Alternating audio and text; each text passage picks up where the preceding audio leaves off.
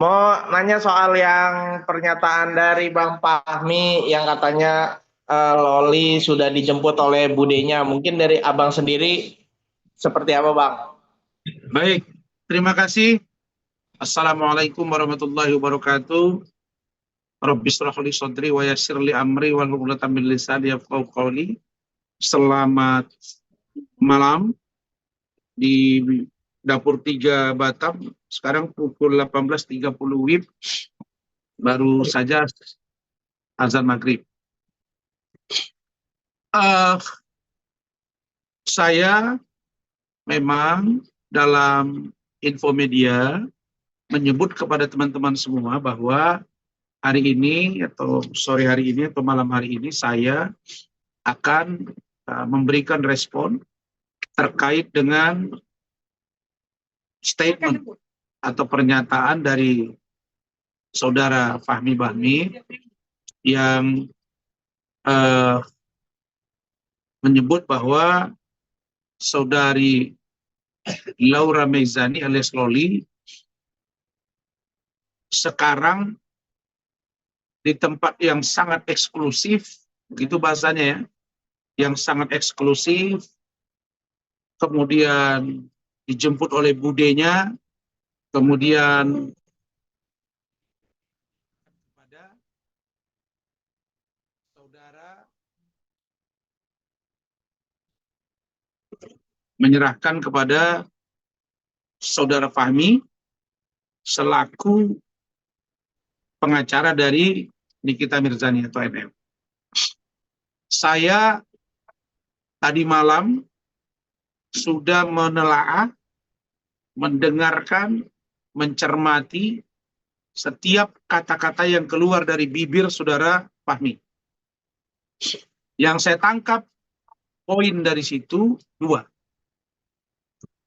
Pertama, dia mengakui bahwa Bude itu bukan turunan keluarga sedarah dari saudari Laura Mezani dan atau saudari Nikita Mirzani. Itu saya tangkap. Kenapa? Karena dia mengatakan bahwa dia itu sudah semacam sahabat, semacam kakak angkat, semacam apa. Nah, kata-kata ini makin membuat saya tambah curiga. Tambah curiga bahwa Loli ya berada di tempat yang tidak seperti yang digambarkan oleh saudara Fahmi. Jadi kalau begitu tidak jauh beda posisi saya dengan Bu Ade Suryani dengan posisi si budenya itu. Berarti keterangan Fitri Saluteru benar bahwa selama yang dia kenal NM, begitu juga dengan Loli, tidak pernah ada budenya yang tampil, dan pengakuan Loli juga kepada kami tidak ada. Nah, maka ini harus di cross check kebenarannya. Kenapa? Karena posisi Bude ini misterius.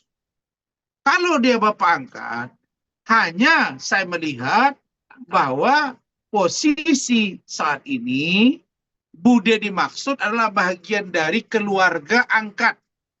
Bahkan disebut oleh Fahmi bahwa itu sudah seperti kakaknya sendiri, sahabatnya sendiri, dan poin pentingnya lagi bahwa tidak ada turunan darah. Nah, kalau begitu saya mempertanyakan kapasitas dari Bude ini apa?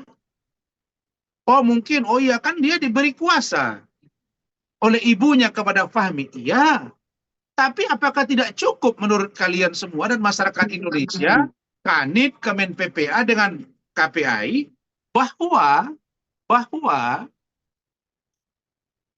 posisi Loli yang membuat pengakuan bahwa dia dilakukan tindakan yang tidak baik oleh ibunya, tidak pernah didampingi oleh Fahmi dalam pemeriksaan, tidak pernah datang bertemu dia, baik di safe house. Ini patut dipertanyakan, dan semakin keras keyakinan saya, saya akan tracking keberadaan Bude ini, dan saya setelah selesai, saya cuma 1 hari di sini, saya akan jalan hari Senin ke pihak instansi terkait di luar Komnas HAM dan Ombudsman, termasuk DPR RI, termasuk Kemen PPA. Saya akan datang ke sana menemui Deputi Nahar bila perlu Ibu Menteri. Begitu juga dengan KPAI. Itu poin 1. Poin 2, saya menangkap dari kata-kata Fahmi, jelas bahwa Nikita Mirzani tidak ikut menjemput Loli. Tidak ikut menjemput Loli. Dia hanya menyerahkan kepada Fahmi, dan Fahmi di situ bercerita bertelepon dengan budenya. Jadi 2 poin ini cukup bagi saya untuk saya menaruh kecurigaan yang besar di manakah Loli saat ini berada, dan Komnas HAM serta Ombudsman, DPR RI, Kemen PPA, KPAI harus segera men-tracking keberadaan orang ini, termasuk tim saya. Kenapa? Karena kewajiban hukum bagi saya, kewajiban moral bagi saya, kewajiban kemanusiaan bagi saya, karena Loli telah lari dan mencari saya. Saya tidak mau besok-besok, kalau ternyata Loli tidak nyaman, saya akan disalahkan sebagai orang yang membiarkan penderitaan yang dia alami. Nah, supaya ini terang benderang, saya hanya minta 2 saja kepada Fahmi dan MM. Buat video oleh Loli tanpa intervensi, di mana dia berada, seperti apa dia saat ini. Yang kedua, mana budenya itu? Siapa dia? Seperti apa dia? Dibilang di tempat sebuah pengasuhan, ada tempat bermain belajar, yayasan mungkin ya, atau seperti apa? Jadi kalau saya, apapun kata Fahmi, saya nggak percaya. Apapun kata NM, saya nggak percaya. Begitu juga dengan penyidik. Dan saya sudah resmi menyurati petinggi Bareskrim Mabes Polri, Brigadir Kapolri, Irwasum, Kabareskrim, Propam, semua sudah kita surati dan sudah sampai suratnya. Tinggal saya memfollow up dalam bentuk datang langsung pada minggu depan di Jakarta. Begitu poinnya. Bang, tapi kan itu kan haknya Nikita Mirzani yang sebagai ibu untuk memindahkan Loli lagi gitu ke tempat yang lebih eksklusif. Ya, saya tidak mempermasalahkan kalau dia tampil. Bahkan saya bilang kemarin, waktu Loli bersama saya, kenapa dia nggak datang temui saya baik-baik, malah ngajak saya berantem. Sekarang saya tidak percaya. Saya tidak percaya dengan apa yang mereka umumkan ke publik. Saya curiga. Boleh dong saya curiga. Karena saya mendapat informasi langsung dari Loli tentang bagaimana dia diperlakukan NM, bagaimana Fahmi juga memperlakukan dia, bagaimana juga penyidik PPA juga memperlakukan dia, bagaimana Safe House juga memperlakukan dia. Jadi saya punya hak konstitusional di situ. Ada seorang warga negara yang terancam jiwa dan keselamatannya, terancam batinnya, tertekan mentalnya.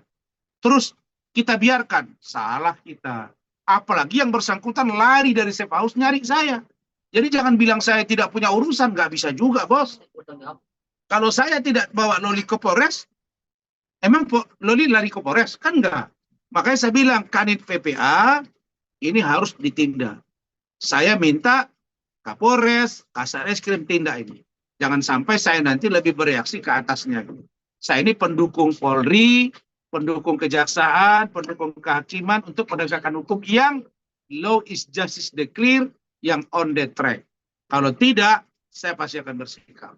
Begitu. Jadi ini bukan cerita hak dan tidak hak. Saya akan sangat terima apa yang kalian katakan itu hak dia. Iya. Tapi hak dia itu 2 tahun kemana kewajiban dia? Jangan nanya hak, kewajiban dia ada nggak? 2 tahun dia menelantarkan Loli. 2 tahun ini dia membuka aib si Loli. Ibu yang bagaimana dulu, bos?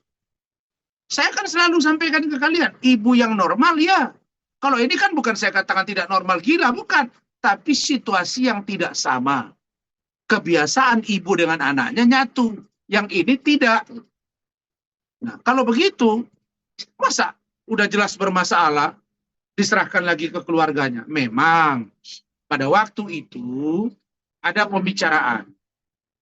Tapi itu pembicaraan Ibaratnya kalau ibaratnya Kementerian PPA, KPAI, saya, kita udah jenuh nengok keadaan nih, kok susah amat yang ngurus anak yang satu ini. Udahlah, balikkan aja ke keluarga, suka hati maknya. Itu nggak bisa. Cara-cara itu cara-cara yang menurut saya tidak beradab. Jadi ada kewajiban Polri, ada kewajiban institusi Kementerian PPA, KPAI, Komnas HAM, Ombudsman, DPR RI, untuk juga Komnas Perlindungan Perempuan, untuk juga turun mencari keberadaan Nuri dan mencari solusi dari persoalan yang tinggal 4 bulan ini. Saya curiga memang ada yang disimpan gitu. Ya saya kan bisa katakan, saya ada rekamannya, saya disuruh bujuk, saya bujuk, tapi faktanya tidak. Jadi yang 2 poin itu, dasar saya mengatakan bahwa Loli dijemput dengan tidak ke dalam keadaan yang sepatutnya, baru saya minta juga 2 poin untuk membuktikan bahwa itu baik, video dari Loli dan keberadaan seorang Bude. Begitu. Bang, apakah mungkin Bude yang dikatakan Bude tersebut itu dari pihak ayahnya kandung Loli, Bang? Nggak ada, dia aja udah ngomong ke saya.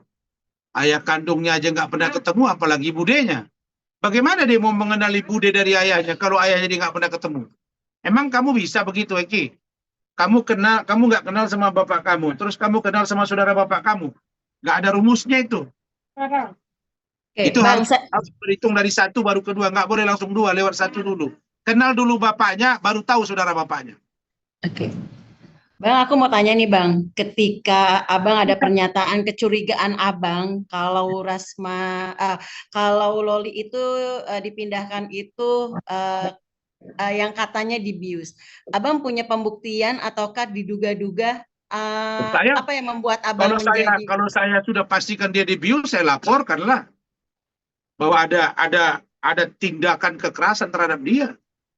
Justru saya tidak menemukan fakta itu, tapi saya mencurigai. Kenapa saya mencurigai? apa Bang mencurigai itu Bang? Dalam hukum itu kan ada namanya petunjuk. Ada rangkaian peristiwa. Kenapa harus tengah malam, jam 11 malam? Saya cek ke rumah sakit Polri, benar malam. Dibenarkan juga oleh Kasih Humas adik saya Kompol Nurmadewi. Kenapa harus jam 11 malam? Yang kedua, ketika mereka jemput paksa dari apartemen Loli Bintaro, kenapa ada live video? Ini kenapa tidak? Yang ketiga, kenapa tidak diinfo ke saya? Janjinya kan begitu. Yang keempat, apa beratnya? Kalau memang dia dalam keadaan baik, ya sudah, buat aja video singkat dari dia. Menjelaskan bahwa dia aman, saya di sini. Nah, karena mereka tidak memberitahu ke saya khawatir Loli ini tidak nyaman, tidak baik-baik saja. Maka, apa yang disampaikan kepada saya di depan keluarga saya punya kewajiban moral dan hukum juga untuk saya memastikan dia dalam keadaan baik atau tidak. Begitu. Karena dia udah bilang, Om, jangan percaya sama polisi di Polres Jaksel. Jangan percaya dengan KPAI. Jangan percaya dengan Sefau. Jangan percaya dengan PPA. Dan setelah saya lihat keterangan itu, maka saya yakin dengan keterangan dia bahwa memang orang ini layak dicurigai. Begitu juga dengan NM, dengan Fahmi. Itu saja. Merasa kecolongan Bang dengan akhirnya Abang tidak dilibatkan, tidak diberikan informasi, Abang merasa kecolongan. Dan itu yang pertama. Yang kedua, Abang juga merasa ternyata Abang gagal untuk menjadi orang tua kedua. Enggak lah. Gak usah kalian tanya begitu. Saya ini mantan wartawan. Gak ada yang gagal di sini. Saya telah berhasil membuat dia menyampaikan penderitaan dia ke publik. Ya, sehingga terbuka mata semua. Oh, ternyata safe house yang dibilang itu nggak benar. Ternyata NM begini, ternyata Fahmi begini, ternyata dia begini. Itu poin penting dari saya. Itu keberhasilan saya. Yang kedua, saya berhasil membuat dia tinggal di VVIP, suite room, di ruang Anton Sujarwo di Rumah Sakit Polri Kramat Jati. Itu. Yang kedua, apakah saya merasa kecolongan? Nggak ada yang kecolongan di sini. Kenapa kecolongan? Saya sudah jaga, saya sudah titip, saya sudah ikut mereka, kita sudah bicara. Lah, kalau ada orang yang punya cara untuk menjauhkan dari saya, itu bukan kecolongan namanya. Itu namanya ada usaha untuk menyembunyikan seseorang dari saya. Kalau kecolongan itu saya biarkan, saya tidak awasi. Nah, datang orang diambil. Ini enggak. Ada by design saya duga untuk bagaimana Loli dijauhkan dari saya. Karena mungkin ada sesuatu tabir gelap yang akan diungkap. Padahal dia udah cerita semua ke saya. Kemarin saya di pagi-pagi ambiar, di situ kemarin setelah saya somasi, saya diundang, dan nanti akan tayang. Di situ ada Ola Ramlan. Saya ketemu Ola Ramlan, saya sampaikan sedikit, tapi saya nggak menyebut tentang anak dia. Karena saya pikir persoalan ini persoalan antara Loli dengan NM, antara Loli dengan Fadel, dan saya di pusaran kasus sebagai kuasa hukum, yang juga saya sebagai perwakilan dari diri Loli. Itu yang dia minta. Gitu.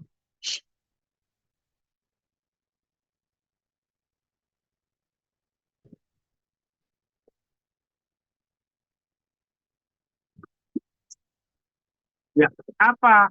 Tunjukkan ke saya larangan itu. Tunjukkan ke saya larangan yang tidak boleh dipublish itu apanya.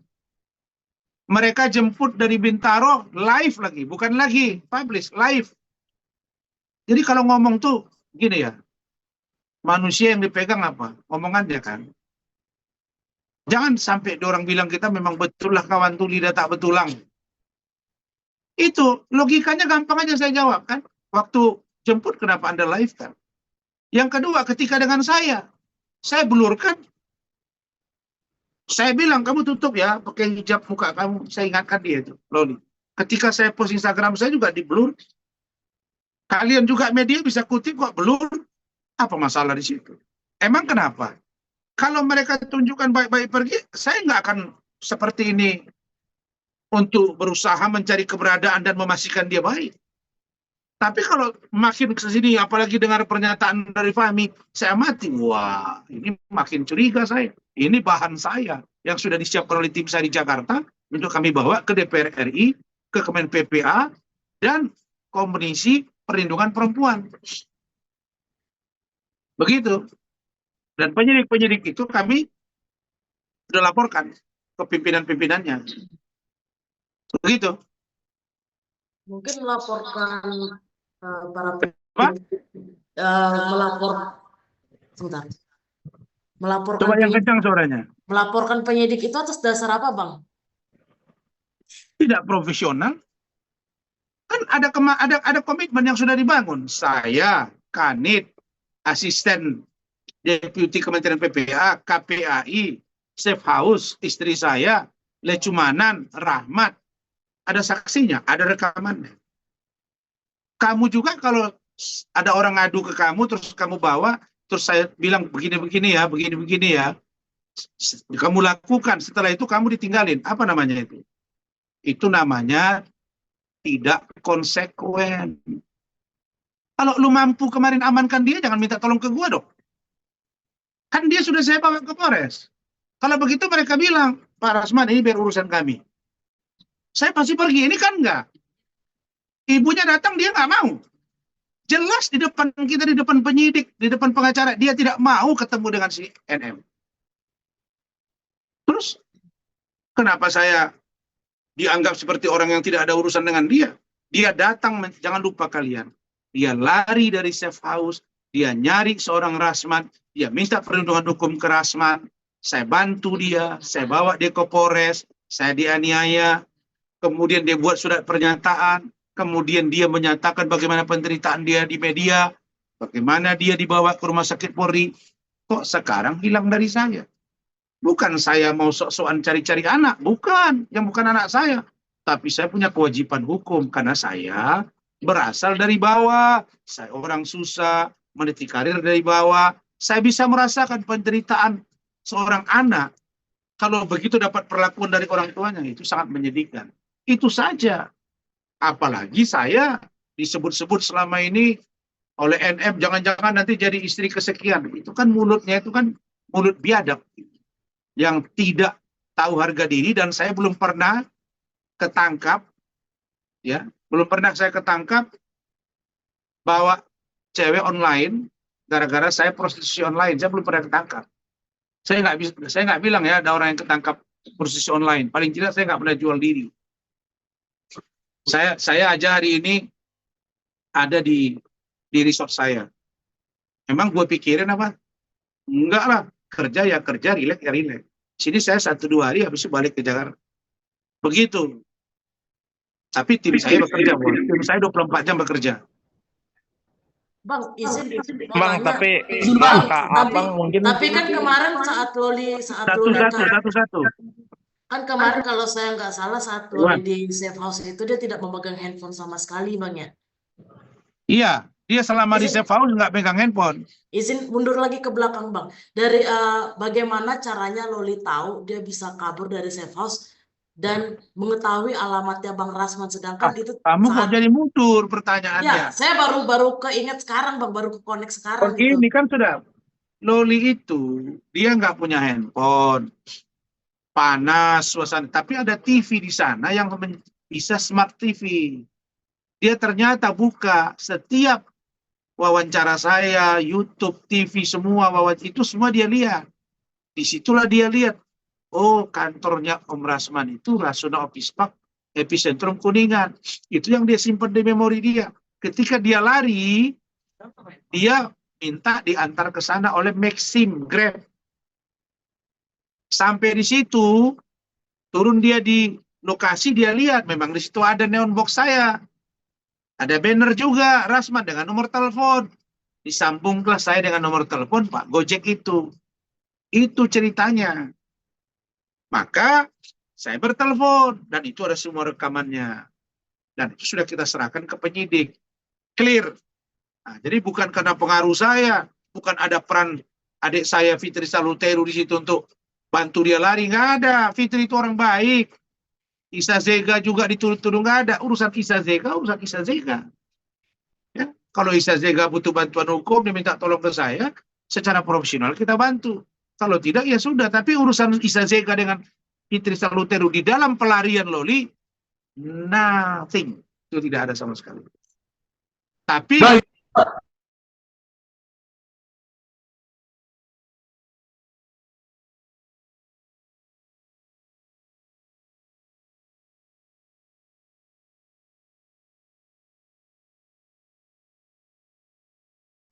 kenapa? Karena dia tahu bahwa dia bilang itu tante apa ya?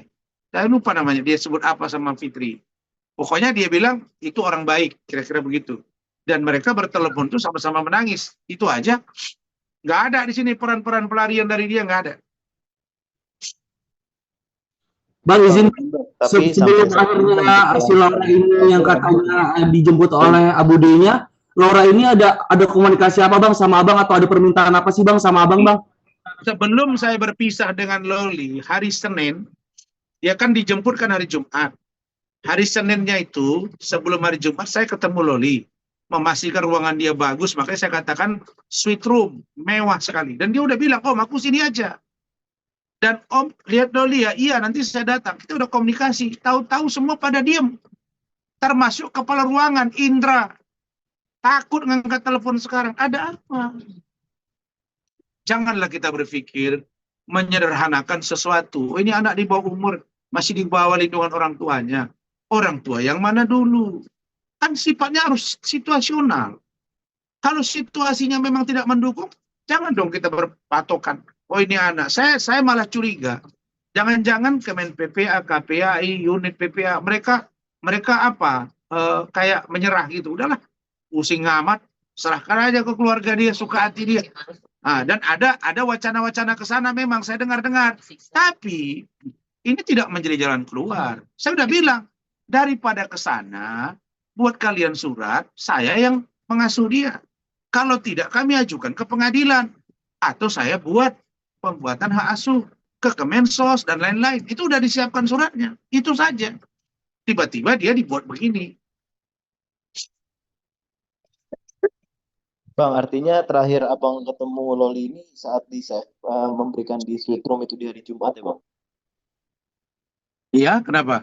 Berarti Abang bertemu Loli terakhir ini di hari Jumat saat memberikan suite room itu ke Bukan hari Loli. Jumat, hari Senin. Hari Senin, mohon maaf Bang. Iya Bang. Terakhir itu bertemu dengan Loli saat itu ya Bang?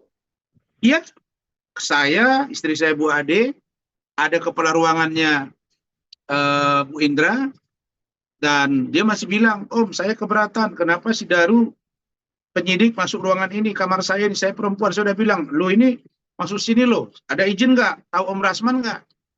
Dia udah bilang, saya nggak bisa, dia pegang terus tangan tantenya si Ade, istri saya. Jadi saya kok nggak percaya, apalagi muncul kata-kata dari si Fahmi bahwa menggambarkan sosok seorang Bude ini ternyata bukan Bude turunan keluarga dalam tafsiran saya ya. Nah, menjadi tugas kita lah ini sekarang memastikan Bude ini siapa. Dan Fahmi harus bertanggung jawab kalau ada apa-apa dengan anak ini. Karena dia udah bilang dia nggak mau ketemu Fahmi, makanya saya nggak mungkin dari keterangan dia. Jangankan ketemu, nyebut nama mama aja nggak mau dia. Apalagi Fahmi. Jadi ini nggak bisa, nanti akan terungkap ini. Makanya saya bilang, Fahmi, hati-hati kau gitu. Jangan kau banyak-banyak ngomong, tahu-tahu nggak sesuai. Sekali udah, 2 kali nanti kami ambil tindakan hukum. Lihat aja. Kau bisa juga dianggap kau turut serta menghalang-halangi dan atau ikut melakukan kriminalisasi terhadap anak ini. Kalau nanti ternyata Lolinya tidak berada pada tempat yang apa yang kau katakan seperti di safe house. Jangan bilang-bilang tidak ada hak saya. Saya punya hak sebagai warga negara untuk membantu dia. Kenapa? Karena dia lari cari saya dan minta perlindungan hukum. Itu dia poin dari saya. Siapa yang berani membantah itu? Dia lari cari saya bawa ke Polres. Saya ribut dengan ibunya. Dia nggak mau ketemu ibunya. Dia dibawa ke rumah sakit Polri. Saya yang bujuk sesuai dengan permintaan KPAI. Permintaan dari Kemen PPA. Permintaan dari unit PPA. Masih bisa kalian bilang bahwa saya seolah-olah ini orang nggak jelas, tiba-tiba sibuk ngurus Loli. Enggak dong. Dulu waktu saya pegang Fadel, dia masih di safe house, kita nggak pernah ribut tuh. Paling saya bilang keluar dong, tunjukkan foto, mana video dengan NM kalau kalian udah baikan. Itu doang. Tapi kalau sekarang nggak bisa, dia udah lari cari saya, maka ada kewajiban hukum dan moral bagi saya untuk mencari tahu dan membantu dia sampai dia dewasa umur 18 tahun. Nggak usah Cipahmi pelintir-pelintir lagi, harus 20 tahun. Jadi saya heran ya, kalau udah pengacara nggak ada harga diri, udahlah. Dia udah minta hotman, Fahmi, kau udah harusnya malu.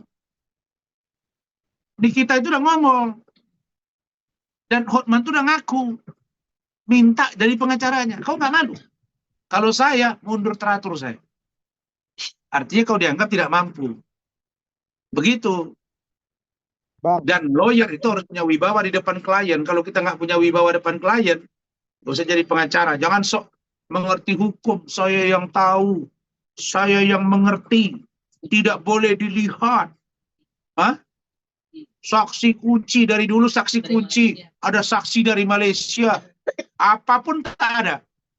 Begitu Loli cerita semua buyar. Mana yang Malaysia? Masih mau lagi berdalih dengan kalimat-kalimat klise. Malu saya. Kalau saya Fahmi, saya mundur teratur dari pengacara NM. Oke, Bang. Abang kan udah ngadu ke Komnas HAM dan juga Ombudsman kan kemarin. Lalu tindakan yang mereka lakukan kira-kira apa, Bang? Gimana, Bang, update-nya, Bang? Oh iya, mereka sudah komunikasi lagi dengan saya dan tim. Kita sudah, kalau untuk Komnas HAM sudah kita lengkapi. Untuk Ombudsman, hari Senin kita akan lengkapi. Kita semua sudah komunikasi dan ditindaklanjuti. Tinggal ke DPR RI, Kemen PPA, karena saya minta pertanggungjawaban di Kemen PPA, Lani dan Deputi, begitu juga dengan KPAI. Dan begitu juga dengan unit PPA. Sedangkan kasus saya menunggu laporan saya terhadap Nikita Mirzani yang penganiayaan, menunggu visum, mungkin minggu depan, udah nanti dia dipanggil. Harus NM itu tersangka. Kalau tidak, saya akan melawan sekeras-keras. Dan tim hukum saya sudah bergerak untuk itu. Tidak ada. Isa Zega ditahan atau enggak. Itu salah satu cop potret. Medina Zain dan juga ada keributan nggak bisa. Dia ada bukti CCTV dan pengakuan dia. Jangan coba-coba. Nggak ada di sini yang namanya general backing. Nggak ada backing di sini. Nggak ada backing. Ya, yang ada kebenaran. Oke, Bang, izin Bang, tadi Abang juga sempat kita poinnya itu aja ya, poinnya iya, tentang Bang, menyebut Loli ini kalau menarik Loli ya. itu dalam keadaan yang tidak aman ya Bang. Karena ada asumsi jangan seperti itu Nah, Bang. begini. Sedangkan nggak ada kabar dari Loli ini Bang. Apakah emang Abang berasumsi kalau Loli ini lagi di kondisi yang nggak aman Bang? Iya, saya curiga. Saya bukan berasumsi, saya curiga. Kalau asumsi terlalu jauh itu. Saya merekayasa itu. Atau saya berpikir, enggak, saya curiga. Kecurigaan saya makin kuat ketika dengan terang dan tenang saya amati kata-kata Fahmi. Saya bilang sama istri, dengarin baik-baik. Malam ini, tadi malam, dia bilang, ini sudah kayak kakak angkat, saudara angkat. Bude, saya suruh menelepon. Berarti bukan bude saudara ini. Berarti benar keterangan Fitri. Yang kedua, iya saya diserahkan oleh NM. Saya telepon. Lah, berarti NM tidak ikut. Nah, jadi pertanyaan saya tanya kalian. NM kenapa nggak jemput? Karena namanya NM tidak mau diterima oleh Loli. Makanya muncul kecurigaan saya. Jangan-jangan anak ini dibius. Atau dikasih minuman penenang. Mungkin berapa menit baru sampai di satu tempat, dia sadar udah di sini, baru kasih lihat tempat begini ditenang-tenangkan dia. Tapi percayalah kalian, kalau dia berada di tempat yang tidak nyaman, begitu dia keluar dia akan bereaksi dan tidak ampun lagi pada siapapun. Saya tidak mengatakan menuduh membius, tidak. Saya tidak mengatakan kasih minuman, tidak. Saya curiga. Kenapa? Karena kayaknya berbanding terbalik dengan apa yang saya lihat, saya dengar dari keterangan Loli di safe house. Dan itu dibenarkan oleh pengasuh dia. Jadi saya curiga, ini safe house apa lagi nih? Katanya tempat paling eksklusif lagi. Saya bingung juga eksklusif apa lagi. Itu aja. Dan sebelum dia jelas ke permukaan, siapa Bude, dan bagaimana keberadaan Loli, saya nggak akan berhenti untuk membela anak ini. Ya, Tapi Bang, pembicaraan Laura dan Kak Fitri Sautero sendiri by telepon, mungkin ada pembicaraan apa sih Bang, Laura Bang? Iya, pada waktu itu dia nangis, Tante bantu saya Tante, terus Loli Fitri juga bilang sabar ya nak. Ya dua-dua nangis lah. Nggak lama kok bicaranya. Dia bilang kamu yang kuat ya. Cuma menangis. Tangis-tangisan mereka. Bang, izin Bang, tadi kan Abang sempat menyebut beberapa instansi untuk perkara Laura ini Bang. Kenapa Abang masih sampai mencampuri urusan dari ibu dan anak ini, sedangkan Abang menyebut instansi. Coba yang kencang suaranya.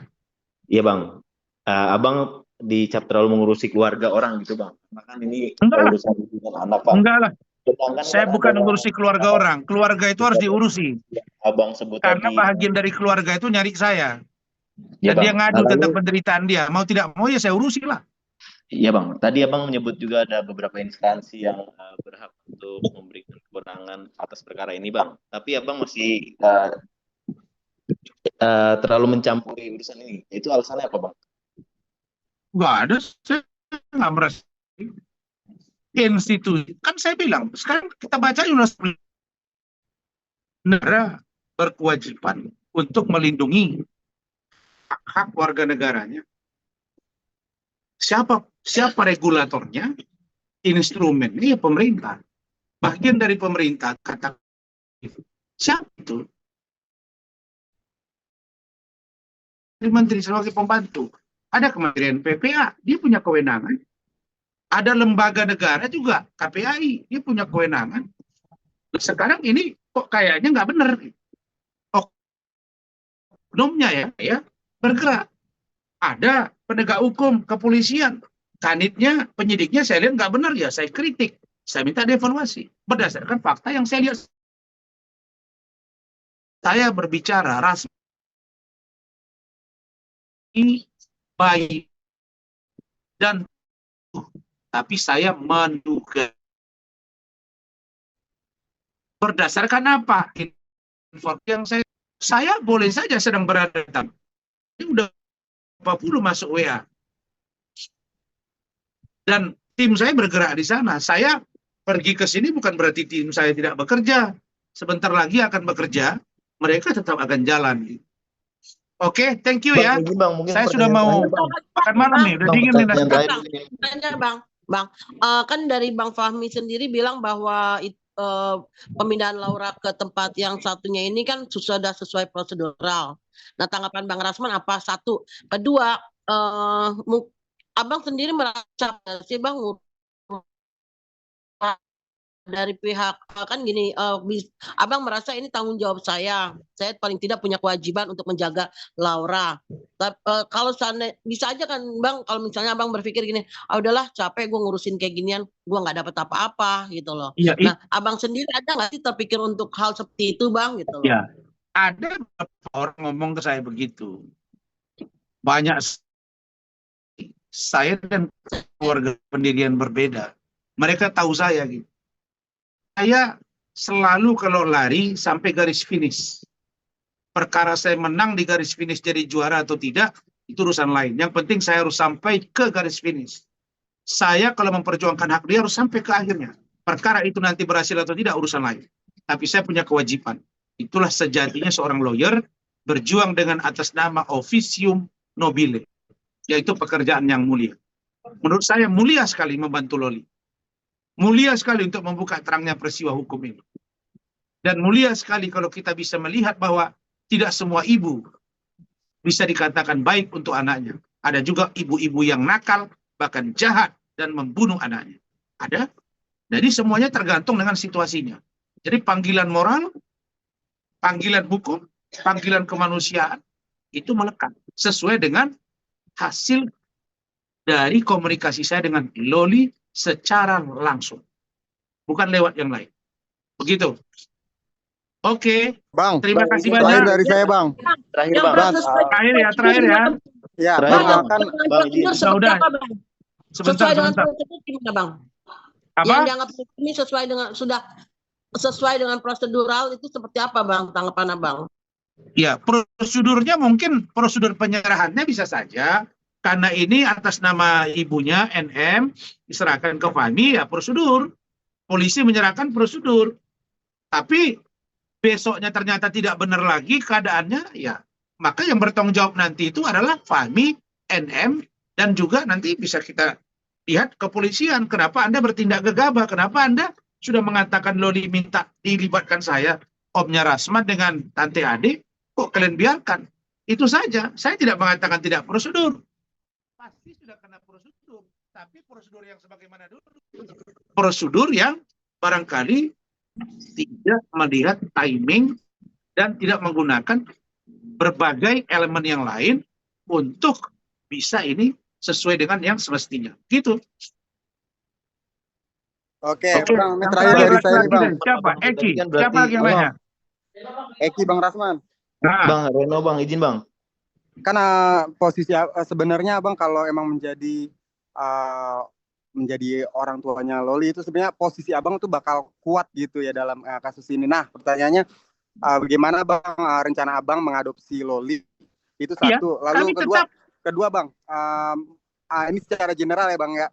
Apa sih Bang hak dan kewajiban anak dan ibu gitu dalam hukum? begini. Saya sebagai seorang warga negara punya kewajiban moral ketika melihat ada warga negara lain yang hak-haknya dirampas kemerdekaannya, direnggut, ya, hak-hak dia untuk menyampaikan suara, hak dia untuk tidak mendapat eksploitasi, hak seseorang untuk tidak mendapat tindakan diskriminasi, bahkan perundungan. Itu poinnya. Kewajiban hukum kita itu, tidak saja kepada Loli. Yang kedua, apa hak dan kewajiban ibu dan anak? Kewajiban seorang ibu membuat anaknya berpendidikan dengan baik, berakhlak, dan memahami satu, menghormati orang tua, tidak durhaka, menghormati yang tua, menyayangi yang di bawah. Itulah kewajiban anak. Kewajiban ibu, orang tua, maaf, kewajiban dari orang tua.